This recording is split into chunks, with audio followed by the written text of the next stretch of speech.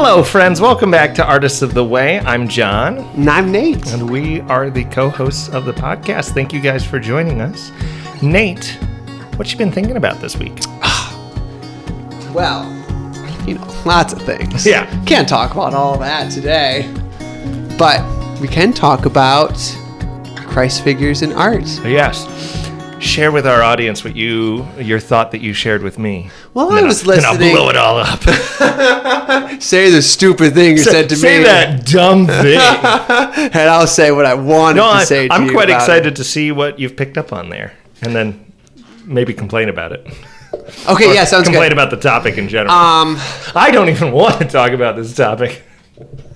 Well, for some reason, Beauty and the Beast came up in conversation between me and my wife, Ellie, and so we were talking about that and kind of like the themes of like the girl like in like The Bad Boy and stuff like that. Mm-hmm. But that's not what we're talking about today. So I was listening. We're talking about Bad Boy.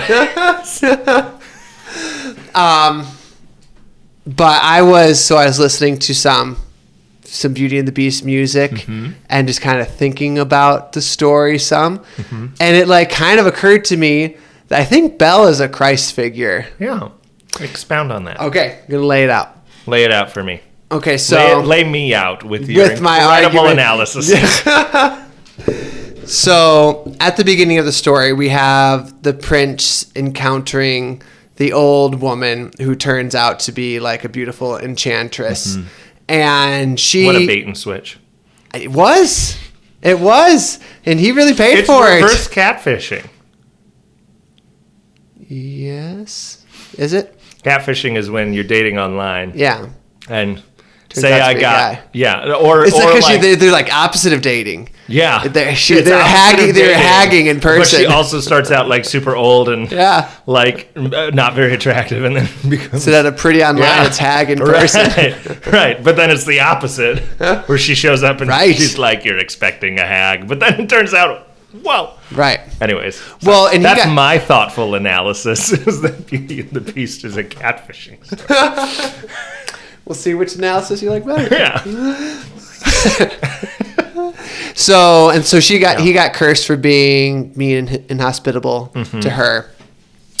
And so his sin was he did not love the person on the inside. Yes. And he and his realm, his domain, was mm-hmm. cursed for that. Mm-hmm. And you would expect that for him to undo the curse, he needs to do it right. Mm-hmm. He needs to encounter the same mm-hmm. thing again, another undesirable person, but love the person inside, and so redeem himself mm-hmm. from that. But that's not what happens in the story. Right. Instead, a beautiful person comes to his realm in the form of Belle, and he does not have much attractive to him. That's one thing we were talking about, me and Ellie, is that even like in it's not like he had like, this like these great qualities, but he had this like hard exterior. Right. Even in the song, like it seems like she just loved him, mm-hmm. loved him, and even in the song, there's something there. It's very vague mm-hmm. about like there's that phrase. There's something there, which is like a nice vague way to talk about love. Mm-hmm. Like you don't always know what it is, but there is something mm-hmm. there. Mm-hmm. And so she just loved him and changed him through her love. So she loved the person inside of him, mm-hmm. looking past the exterior, and because of her love, then he was redeemed and his whole realm was redeemed, just like how Adam fell and his whole realm of earth fell, and he didn't save himself. He couldn't save himself, but instead the most beautiful person came to his realm and sacrificed himself and loved the people despite their ugliness. And because of his love, not us redeeming ourselves, but because of his love, we are saved and our realm is saved. Like all of creation is groaning and waiting, but it's going to be saved because of Christ's love for us that's undeserved, just like the beasts was. Yeah, that's nice. Tear it up. No, I think it's a good analysis. I don't want to tear it up. No, I think there are echoes of a very redemptive Christ-like thing there. You messaged me about this. Yeah. And I was like, And I think, I just don't know if I like, I'm having a hard time putting words to the whole thought, but I will say it this way and I may amend what I say. Yeah. I don't think that I like Christ figures in things, by which I mean, I don't know that I've ever wholly been convinced that when somebody says this character is a Christ figure, that I believe it, unless it's like Aslan, where it's an analogy, and sure. Lewis is like the character says he's Jesus. I just don't think I like that or often agree with that analysis.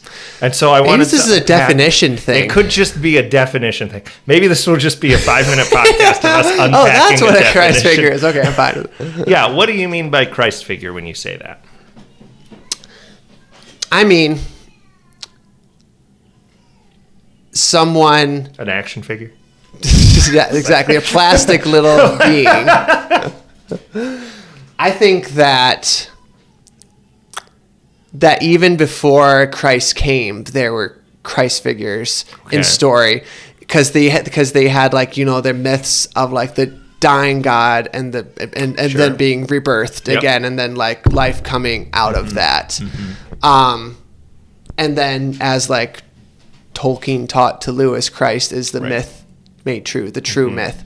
And so I think it's just something that's baked into what we know about reality, is that Christ is a thing, and that basically he's an archetype, but he's more than an archetype. He's the real thing. And so that's just something that we put into our stories because Christ is so much a part of our world, not culturally because Christianity's impact has been so broad, but even just baked into the reality of the world that God made is that he knew that the Father knew that he was sending Christ. So I feel like it's just baked into reality that it was, even before Christ came, we had Christ figures, as it were, and then he's the real and perfect thing. Like none of the Christ figures in art are as perfect as Christ is, but they point to him, and I think that pointing to the greatest story, the greatest truth, is a good and valuable thing. Okay, sure. And I think it usually manifests in a righteous person sacrificing himself for others. Yeah, okay. Maybe I'm suffering from evangelical Christian growing up in the like Kendrick's Brothers movie era of Christian art then. I think when I hear Christ figure, like and I don't know, maybe it's also possible I've just heard the term too broadly applied. Okay, how have you understood it? I have a few examples here, but I tend to think that like when I've heard Christ figure or symbolic of that thing being Jesus, you know, that thing, the greatest thing. Yeah.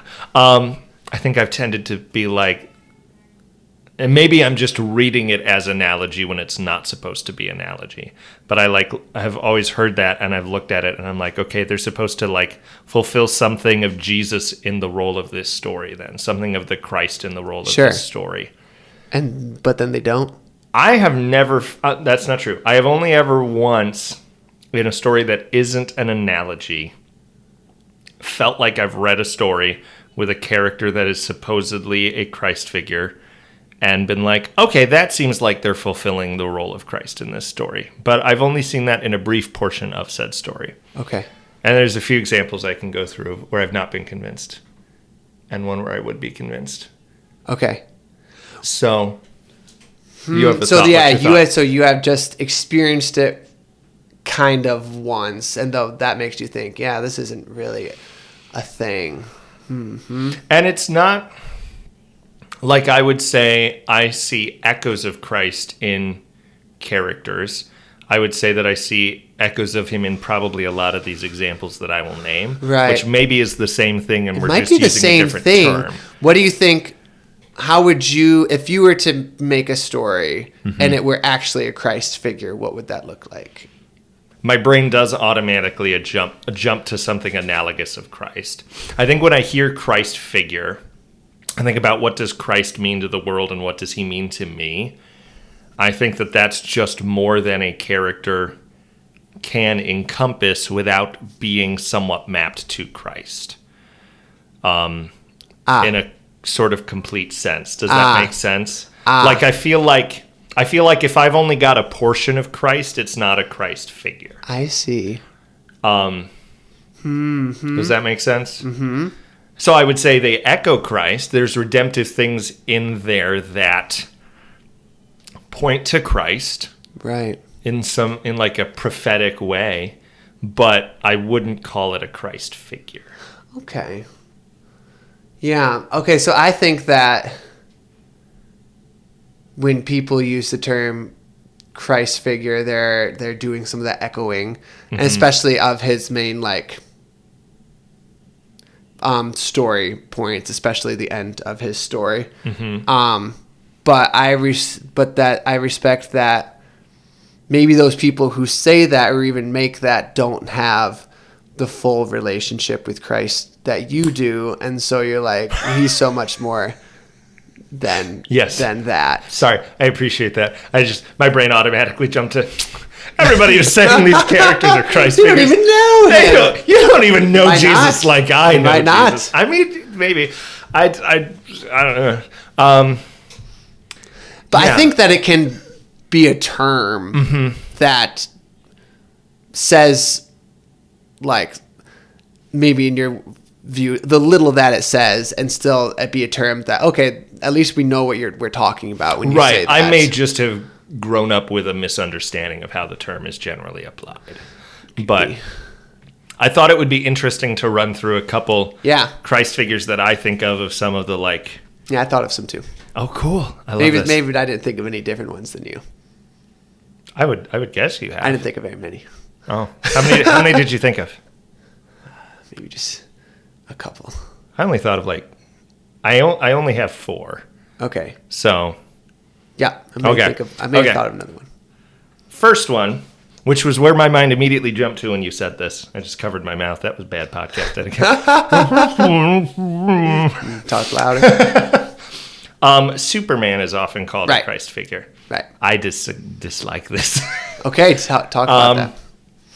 Particularly in the films, I do not think he does anything that is worthy of being compared to Christ. I think you could make an argument because there has technically been an adaptation of the death of Superman now. Right, but when he came back alive. Right, but I do not find the death of Superman arc to be a compelling redemption, resurrection narrative in a similar way to the resurrection of Jesus. Yeah. There is a Superman death story that I think gets close to that emotionally and thematically. There's a comic called All-Star Superman, which came out sometime in the early 2000s.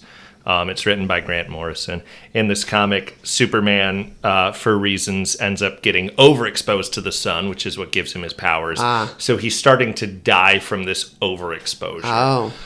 And so he kind of has this, like, statute of limitations on his life, and so he's trying to figure out what to do with his life. He ends up telling Lois who he is. Lex Luthor hatches a big plan, and Lex Luthor ends up giving himself Superman powers somehow. And in sort of this climactic salvo, I'm spoiling this comic if you care about reading it for the handful of our audience that read comics. There's some rich storytelling in comics. There really is. So I would encourage you to look into comics. I just think they're cool. Sometimes they're trash, but this big climactic battle happens, and I don't remember exactly how it is. Maybe it's through a vague invented Superman power that happens from time to time in the comics. He is able to pass on to Lex like how he sees the world and why he has chosen, because the crux of the conflict between Superman and Lex is Lex is so frustrated that even though he has all this like human power, he does not have the godlike power of Superman. And what does Superman do with it? He's just supremely meek and simple, when he could do so many great things, which Superman is doing, but they're not great in Lex's mind. Like, he cannot understand why someone with Superman's level of power would do what Superman does. And somehow so Superman he tries to kill him. Exactly, because he's like jealous to a fault of like, really, I deserve what you have. Why do you have that? I should have that. Wow. That's like the crux of their conflict in the comics. And so generally that's varied. At one point he was just mad at Superman because Superman made him lose his hair. So comics are all over the place. But somehow Superman is able to like almost like a Vulcan mind meld, like implant that idea and give Lex that emotion. And so there's this really beautiful scene of Lex realizing what he could actually, the good he could actually do with Superman's power. And then it turns out that the sun is exploding, and so Superman says goodbye to Lois. This has been seeded out through the comics, so it's not like out of left field. He says goodbye to Lois. He's given Lex almost this redemptive vision, and then he goes up and gives his own life with his over-radiated body to restart the sun and save the world. And he like passes into like, I don't know, transcendent consciousness or something like that. That is the closest thing to like a Christ figure story that could be there. Right. But analysis overwhelmingly calls Superman a Christ figure. Overwhelmingly. Right. And I think there's so many differences. Like, well, like you said, they have meekness and they do things for people, but like Jesus wasn't showy about it. I don't know that Superman's showy about it either. I don't think he's showy about it. I think but it's not like I'm this great, Jesus is the ultimate man, but he's not Superman with superhuman powers kind of thing. That's not what the thing is. Right. Yeah. And I think, again, I see where there's echoes of Christ in there.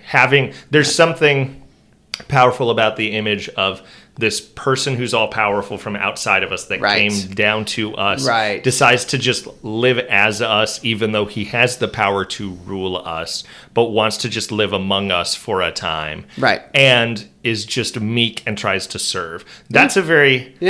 That's an nice echo of Christ, but I wouldn't say it's a Christ figure. And I think, and this was, as I was thinking about this, like one of the sentences that I kept coming back to, where it felt like, for me, in my understanding of a Christ figure, with all that Christ encapsulates, that calling Superman a Christ figure felt like cheapening his character and cheapening Christ. Okay. Like, I'm like, you can't reduce Christ to Superman.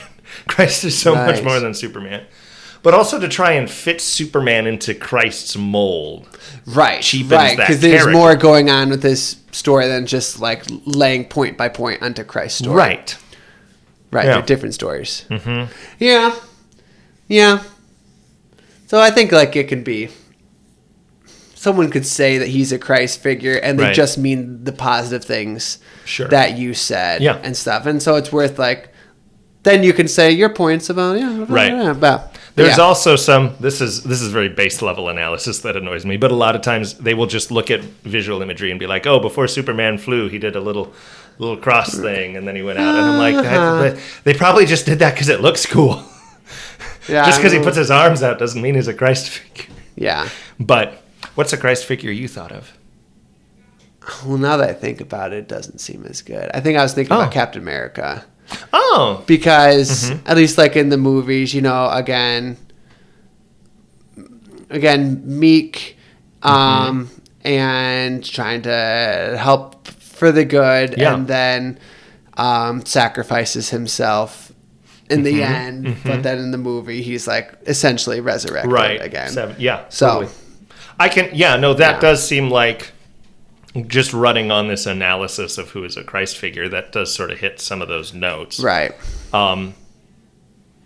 And maybe when we're talking about Christ figures, we just mean more characters who embody what Christ is about, if that makes sense, which is like redemption. That could be distilled into so many things. Right. Right. Because if we're talking about Belle, then in that context, she is going about the work of love and through that helping redeem these people. Yeah, there seems to be a lot of story points in this story that just line up with the world's story. Right. With Christ interacting with it. Right. And there would so be I'm kind of thinking Belle more than any of these people, though she doesn't die. Okay. I'm going to throw another one out there that reminds me then. Harry Potter. Oh. I don't like that either. I don't either. And it's not because I don't think Harry Potter's a great character. I have seen the movies and I will probably read the books at some point. And I think he is a very compelling character. But I think it's when he's born, he technically dies and resurrects. At some point, he dies and resurrects and saves people from this evil Dark Lord. At the end, end that he does? Okay, I can't remember when he does. I mean... Oh, that's right, yes. Did he die? I don't know if he technically died or not. I'm not a Harry Potter expert. I've read it. I've not watched it. Right. But yeah. But I'm like...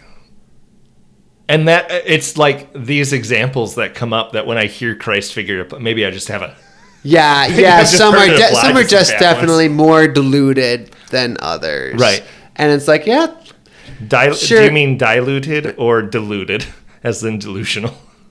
Oh, I mean, kind of both, I guess. Nice. Savage. But I think the Jesus' story of dying and resurrecting it probably hits a lot of things. So, like... Right. J.K. Rowling probably wouldn't have written that if there wasn't a Christ already. Sure. Right. Yeah. But I don't think a death and a resurrection automatically means Christ figure. And I think a lot of times... Yeah, because Harry Potter he's a jerk a lot. He is. That's not like Jesus. He improves as a person, but he is, I think there's a lot compelling going on with his character, but I wouldn't look at that pantheon of characters and be like, he's the Christ figure. Maybe it's that redemptive piece. That's what they call that's what they hang their head on. No, that's what I'm wondering if that's what my hang up is. Where it's like I don't see Superman redeeming people. I don't see Harry Potter redeeming people. That's why the Belle one is closer. I know. Like you made a good case for it. Thank you. I want to try to think of if there's more. Sure. But I might just be silent, and so that's not good podcasting. Hey, podcast. Do you try and do this thing? Have you ever wanted to do that easier? Have you thought about this service? With right now, include this code and the link in our website below, and you can do this service for much easier. Again, that's the code below. Do you have any others? I have two others. Okay. That came to mind. And I have a couple other questions after those two. One was one that Shay mentioned. Okay. Which weirded me out. Yeah? E.T. Have you ever heard this before? I feel like I have. Go on, though. So apparently E.T. is a Christ figure because he comes down from out in the sky. He has a believer, which is Elliot. He dies and comes back to life. Oh, yeah. He heals Elliot by touching him. Oh, he tells Elliot he's always going to remain with him, and then he ascends. Sure. But it feels just so surface level. Right. Yeah, I'm jiving with you on that, but that E.T.'s a weirdo, though. That's not my God. He is a weirdo. Jesus was never weird.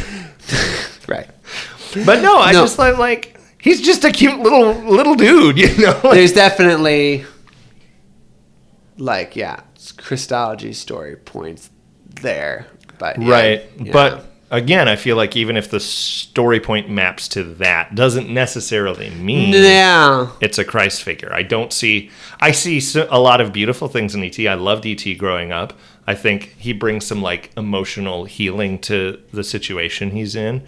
just by being a cute little guy that is nice to Elliot, and brings some whimsy with him. But I don't think that that's Christ, Yeah. I want to guess what the one that you've experienced that made you kind of feel like it's incredibly on brand. It's so on brand that it would probably elicit an eye roll.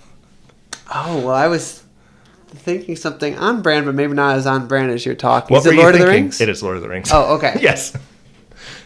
It's Aragorn in Lord of the Rings. Okay. Which is interesting because in the movies, I'm fairly anti any of the Christ figures you can draw from the movies, except maybe making an argument for Frodo as suffering servant, but I don't think that's as strong in the movies. I think in the movies, those characters are immensely relatable. Yeah. And I think, not that you can't relate to Christ, but I think that they're just, they are not elevated to a degree. Right. They're part of what Christ makes them figures. relatable is their faults. Right. But in the book, Aragorn doesn't have his angsty, oh, should I be the king or should I not thing that he has in the movies, which I really enjoy in the movies and relate to. But in the books, it's just like, yep, I'm the king and it's going to be great. And I'm just waiting for the right moment. And then the moment arrives. And that moment I've found to be stirring and feel like something Christ-like to me. Him marching to Minas Tirith with the army of the dead, saving Minas Tirith, and then especially the Halls of Healing chapter where he is just tending to the wounded afterwards. Right. And there's this beautiful line, the hands of the king are the hands of a healer, which is probably not something you would ever really write about a king in the real world. I think most world leaders I would not call a healer, but our ultimate king is supposed to be a healer. That's the defining thing. Interesting, because that resonates as with like the heart of Christ, but doesn't have like those traditional Christ figures. There's no death or resurrection point for. I mean, there is for Gandalf. If you're going by, there's often a traditional sort of reading of Tolkien that there's a threefold Christ figure, which is Gandalf, Aragorn, and Frodo. Where Frodo's the suffering servant, Gandalf is the sort of divine prophet, and he has the death and resurrection thing, and Aragorn is the king. So you have priest, prophet, king, and those are three offices which Christ That's interesting. holds. I think it's interesting. I don't buy it all. Yeah. I don't really think of Gandalf as a Christ figure. Yeah. I think when I was a kid, I was like, oh, he's the Aslan of the story. But kind of like Elijah more. Yes, Elijah's a good one. Yeah, he's very Elijah. But yeah, there was something in, I just think, Tolkien's prose and probably his Catholicism seeping into it. Right. Or just that description of how Aragorn treated his people felt like a Christ figure in that moment. Yeah, because like Tolkien had the truth, and so that truth just naturally seeped into his work like that. Okay. I don't know how this applies to Belle, but this is an interesting thing that all of the other... Well, okay, Harry Potter, J.K. Rowling is a Christian, is my understanding. She is? Yep. I didn't hear that. That's my understanding, that she is a Christian, or at least was when she wrote them. So I believe she still is. That would be great if she was. But all those other characters were not written by Christians. That was not where their origination came from. So the Christ figure thing has almost been thrust upon them. Whereas for Tolkien, it seems like maybe that is coming out in his work a bit more, as opposed to it being thrust on it after the fact. I don't know how that intersects with Beauty and the Beast, because we don't, because that's like a folk. Exactly. Where, I mean, that was in like Christendom wasn't like a very strong part of like, the Middle Eastern world. Right. So, but that is interesting where that's coming from. Yeah. I think it infuses the world, like I said, but probably especially if you have a relationship with Christ and you know the truth, it will infuse your work. Mm-hmm. And I think you make a really good point early on when you're talking about Christ figures in general. like you talking about Christ figures before Christ, like that it's just baked into the world. Yeah. And I think that that's very true. Like I look at, we're in the middle of spring right now. Yeah, exactly. Like the world is resurrecting from winter. Yeah. Like God has sort of just built this in. Right. And so it would come out in our work. Right. But I think sometimes to try and draw those comparisons, and I don't think so in the case of Belle. You won me over with Belle. Well done. Thanks, buddy. Yeah. But I think sometimes to draw those comparisons both cheapens the character and cheapens Christ. You know, because it just feels like that's not all that Christ was. He's so much more. I think you kind of moved me in your direction too. Winning. We've moved each other. Now are we on opposite ends? Ooh. Have we done a switcheroo? I don't think so. I think we're in a happy middle. We are now enlightened centrists. Now we can laud that over everybody. I want to ask about another one, but not talking too much detail about it. Okay. How do you feel about Peace Like a River? Yes. Are you thinking about... Well, there wouldn't be anyone else to think about. Yes. Okay. Leif Anger. I would have talked about Leif on my episode about art that got me through 2024. He is a great author. Wrote I Cheerfully Refuse Virgil Wander, and a book that Nate and I both read recently called Peace Like a River. There is something compelling about a character there that is fairly Christ-like. I don't know if I would say he's a Christ figure, but part of that is because of how real to life that feels. Right. And like I think that's maybe part of it. I think part of it tracks on. And part of it is like you're talking about Aragorn is just this father figure. He's a father figure because he's the father. Just how he exudes Christ-likeness. Sure. That seems... Yeah, I don't know if I would call that a Christ figure, but there's a good Christ-likeness about that. Yeah. But that feels like a term we could use about any any believer, you know? There's Christ-likeness about you at times. I think there's something about that story that pushes it a little bit further. I think so. But yes. We should talk more about this off air, and we won't potentially spoil it for somebody we know who's reading it. Yeah. Highly recommend Peace Like a River. Definitely give it a read. It's a beautiful, beautiful work. So I had two other thoughts that we can just briefly chat about. Are there ways you think in which artists should strive to, if they're trying to create a Christ figure, to do it well? So it isn't shallow, so it doesn't cheapen Christ, and it also allows that character to flourish. Are there ways you've seen it done really well? Maybe Peace Like a River is the example, and we just have to refer people to that. Right. Or Lord of the Rings, but you've probably heard me recommend Lord of the Rings too much at this point. So, I mean, I like Aslan a lot. I think Aslan is great. Yeah. What I love about Aslan is it feels like you take the essence of Christ, but you don't. I mean, Lion, the Witch, and the Wardrobe, obviously, there is a sort of passion narrative right, there. But even beyond that. But beyond that, it feels very Christ-like. He is operating in the story as I believe Christ would. And it's not even really fair to say he's a Christ figure, because within the world of the story, he's just Christ. Right. So if we're going off of this... Oh, I thought of another one. Oh, what is your other one? Paralandra. Ransom and Paralandra, they're very purposely made him an echo, I think, of Christ, such that, C.S. Lewis's second book in the space trilogy, we've talked about it here before, but where he has to come and essentially keep humanity from falling. So it's a different story than Earth's story, because we did fall, but they have... Again, it doesn't completely track on, but it's this dude whose name is Ransom, and so he has to kind of, in a way, ransom himself, like Christ ransomed himself, and do battle literally with the devil. Yeah.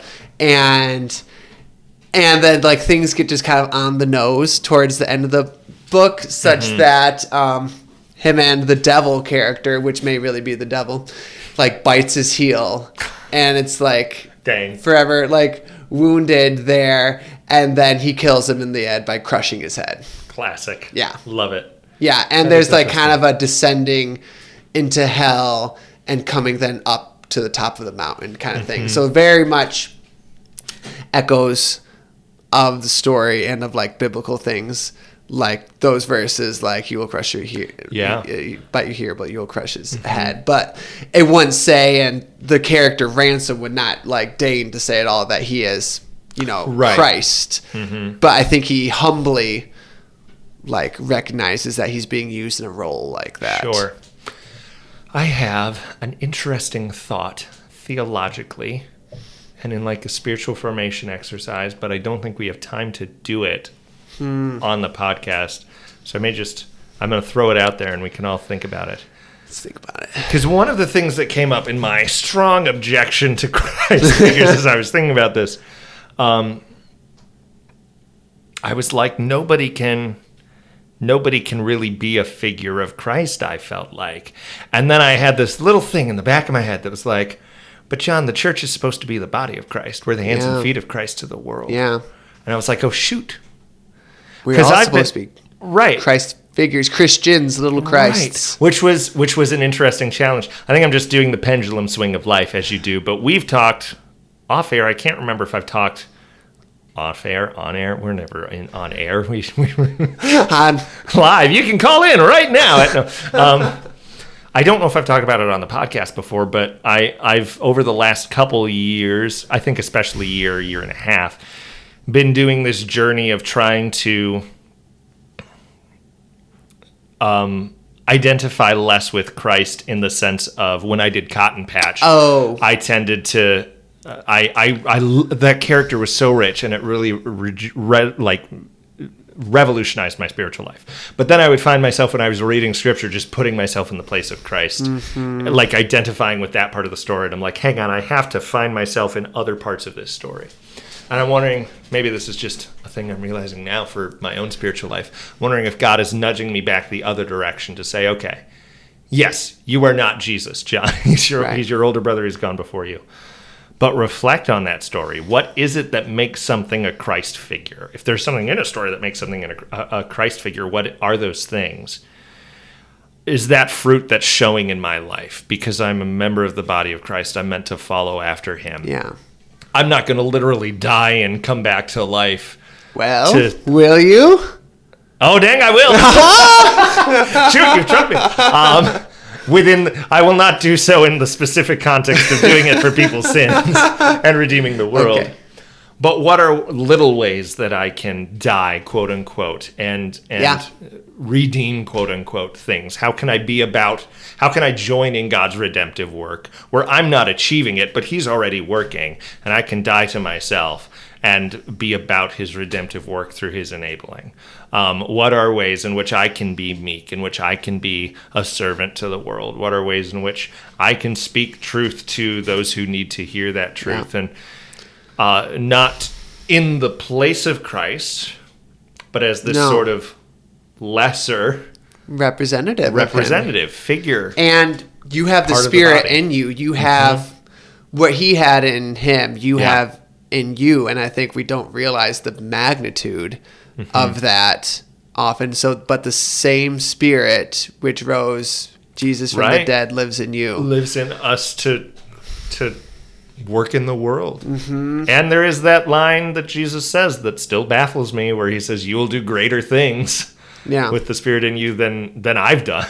Right. I'm like, yeah, exactly. Not all the way, Lord, because you redeemed us. I know. I don't know what that means either. I'm like, I don't think you can get greater than Calvary, and the resurrection. Yeah, is it talking about together? His body through history will do all these many deeds, but I don't know. But it's a crazy, hopeful, radical thing he's saying. Yeah, and when you're doing it right. It's not a prideful thing. Like, look at me, I am as is God. Right. Because it can be a humbling thing that, oh, this is good stuff coming out of me. That's not me. Right. That's and not. that's very comforting that the Spirit then is working when you experience that. Like, if this was just me operating in my normal state, would not be how I'm responding. But I think I have a Spirit in me because I'm responding this way. Yeah. And that's good on the Spirit, and how blessed and reassuring. Good on the Spirit. Yeah, and reassuring that He is in fact working in you. That's beautiful. And I think I feel like I've been experiencing some of that, like leading up to the baby, because pregnancy is a whole thing, and I feel like I, in my humanness, am not. I don't know that I'm naturally gentle and naturally able to just take these things and go with it. And I know that there's a lot of things that, just because of the life that I've led, could happen, and I could be clench up anxiety time, but somehow I feel like through the Spirit and grace of God, He's just been getting me through. And it's just beautiful to see. That's so good. God at work, being able to use someone as His representative in that way. Yeah. As His hands and feet, and as His son. Yeah. Yeah, that's beautiful. So we should think about, what are those Christ figure things? Yeah. And how do we... And again, it doesn't come by just doing it through our own effort. Right. It's through the Spirit. Through the Spirit, and getting closer to Christ in the Spirit by looking to Christ, spending time with Him. And that's how Christ was who He was, other than by being who He was. But He spent so much time with the Father. Yeah. Yeah. Wonderful. Any other thoughts before we... I think that's all right. Awesome. Cool. Well, thank you guys so much for listening. Let us know, are there any Christ figures in art that you love? Do you think that I guess, Nate, because we've landed on the similar places, at least. Do you think we're completely wrong about Christ figures? How do you understand that? And are there Christ figures where you're like, this character we could is talk a perfect about Christ it figure? in a future episode. We could do a second Christ figures episode. Or even just a little blurb. Just a blurb. little rehash. That's this person true. had this thought. Yeah. That's true. I can share your thoughts on the podcast. Nate has great ideas. But that would be really fun. Or just characters where you feel like they echo Christ in some way. Kind of like what we were talking about with Peace Like a River. We're like, we don't know if he's totally a Christ figure, but my gosh, there's some beautiful Christ likeness to him. Yeah. Yeah. If you enjoy the podcast, we would love it if you shared, if you left a review. That really helps. Helps us know if we're doing good things or if we need to improve in other things. Helps more people learn about it too. It does. Because of the algorithm. Because of the algorithm. We talked about that last episode a little bit. Yeah. But thank you guys. We're so grateful for the people who do tune in and listen every other week when I'm consistent with the uploads. And it does just mean so much. And we are so glad to be able to just share these conversations and share this time with you. Yeah. Yeah. It's beautiful. Have a good week. Yeah.